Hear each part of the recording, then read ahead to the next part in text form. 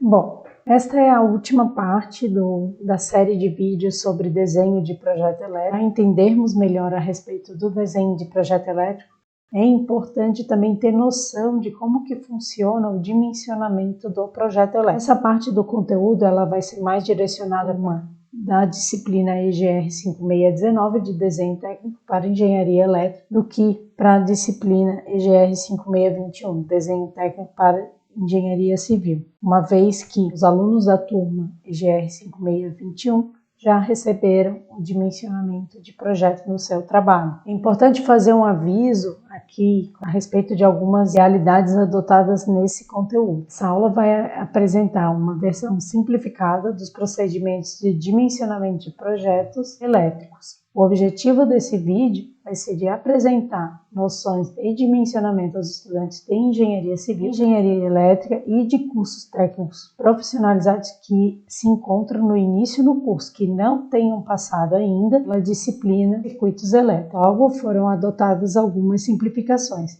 O que vai se apresentar aqui não reflete a realidade do projeto elétrico.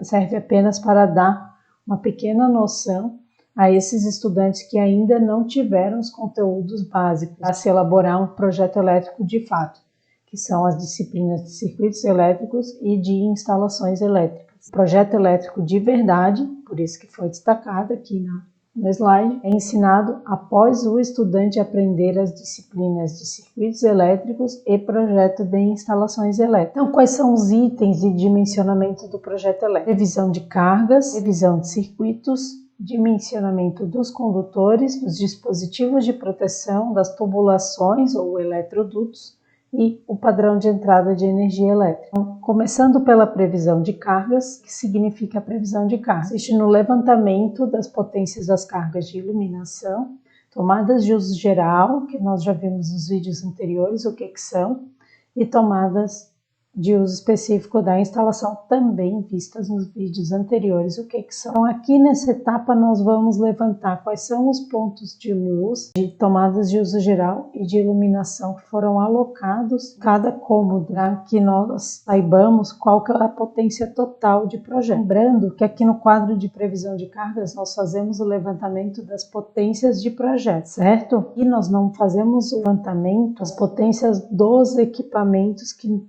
vão ser utilizados na edificação, uma vez que muito projetista não sabe exatamente qual é o equipamento que vai ser utilizado naquela edificação que ele está projetando. Por exemplo, quando ele faz o projeto de apartamentos residenciais para uma construtora. Então, quando nós tratamos de previsão de cargas, nós tratamos de levantamento de cargas, levantamento das potências de projeto, levantamento das cargas de iluminação, TUGs e TUIs de projeto. Então aqui tem um exemplo de potências nominais típicas de aparelhos elétricos que podem ser incluídos no levantamento de cargas de tomadas de uso específico, principalmente. Aqui tem um outro exemplo, uma tabela um pouco mais completa. Concluída a previsão de cargas, nós passamos para a previsão dos circuitos. Previsão dos circuitos, ela sempre vai ser feita a partir do agrupamento das cargas previstas na etapa anterior. O agrupamento de circuitos, ele deve obedecer as seguintes condições. Como que nós fazemos o agrupamento das cargas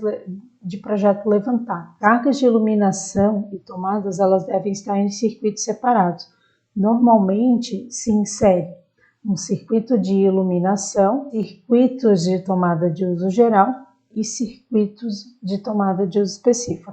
Esses últimos eles têm que ser exclusivos do fornecimento de energia ao equipamento ligado à tomada de uso específico. Por exemplo, vou criar um circuito de tomada de uso específico para o banheiro, normalmente vai ser de que equipamento? Do chuveiro. E esse circuito vai fornecer energia somente para o chuveiro. É importante também evitar que circuitos de iluminação e tomadas de uso geral, potências muito elevadas. Uma prática de projeto bem disseminada é a de adoção de colocar o máximo de potência nos circuitos compartilhados, circuitos de iluminação, que tem cargas compartilhadas de iluminação, de tomadas de uso geral, até 3.000 watts.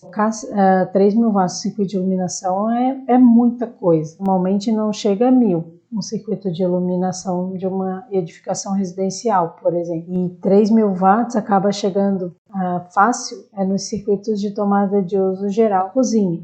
as tomadas que você compartilha equipamentos na cozinha. Aqui tem um exemplo de um quadro de previsão de circuitos, como que ele está distribuído. Os circuitos normalmente eles ficam enumerados. Essa distribuição de previsão de circuitos é a mesma distribuição que você vê nas legendas de quadro de disjuntores. Então, a representação de cada disjuntor no quadro é na prática a forma como os circuitos representa na prática como os circuitos estão distribuídos na edificação. Então, quando eu vou fazer o dimensionamento, eu vou fazer a previsão de circuitos da minha instalação elétrica, eu numero os circuitos, eu informo qual que é a finalidade desse circuito, o nome e a finalidade, a tensão dos circuitos, normalmente a tensão dos circuitos é a tensão de fase e neutro, e aqui na rede da Celesc em Santa Catarina é 220 volts, na regional de Florianópolis, a potência total do circuito, o total de potência das cargas que eu agrupei no circuito. A corrente eu vou calcular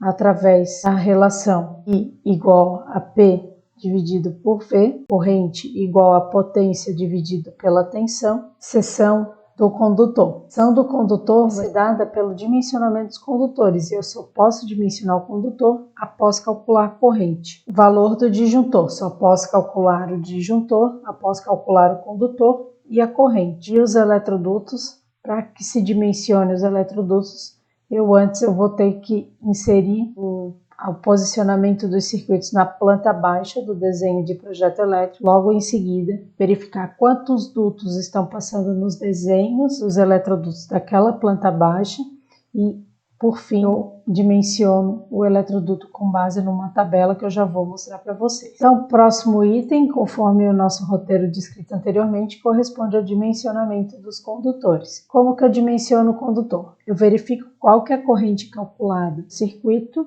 eu dimensiono para o valor mais próximo daquela corrente. O circuito de iluminação, se eu tiver uma potência total do circuito de iluminação de 900 watts, eu vou ter uma corrente que vai ser de que valor? 900 dividido por 220, eu estou considerando a tensão da rede da Celesc, 4,09 amperes. Qual que é o valor mais próximo de 4,09 amperes? É 17,5. Portanto, o condutor de corrente do circuito de iluminação vai ser de 1,5. A tensão mínima para iluminação é de 1,5 milímetro quadrado, enquanto que para circuitos de tomada de uso geral e uso específico é de 2,5 milímetros quadrados.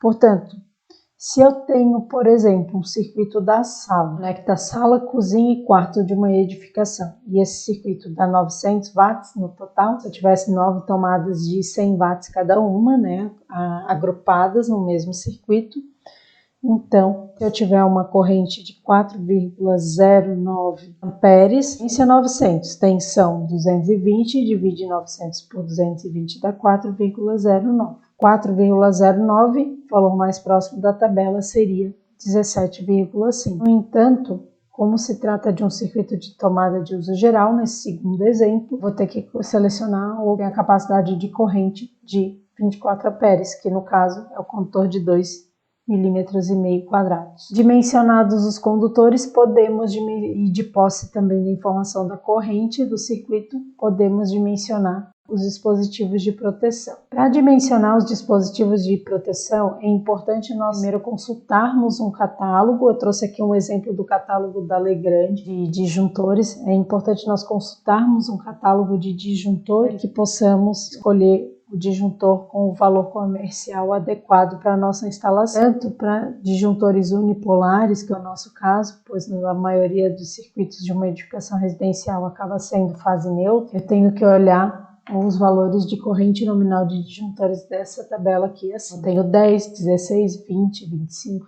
32, 40, 50, 63. Esses são os disjuntores unipolares que temos disponíveis para esse catálogo. Como que eu vou dimensionar os disjuntores?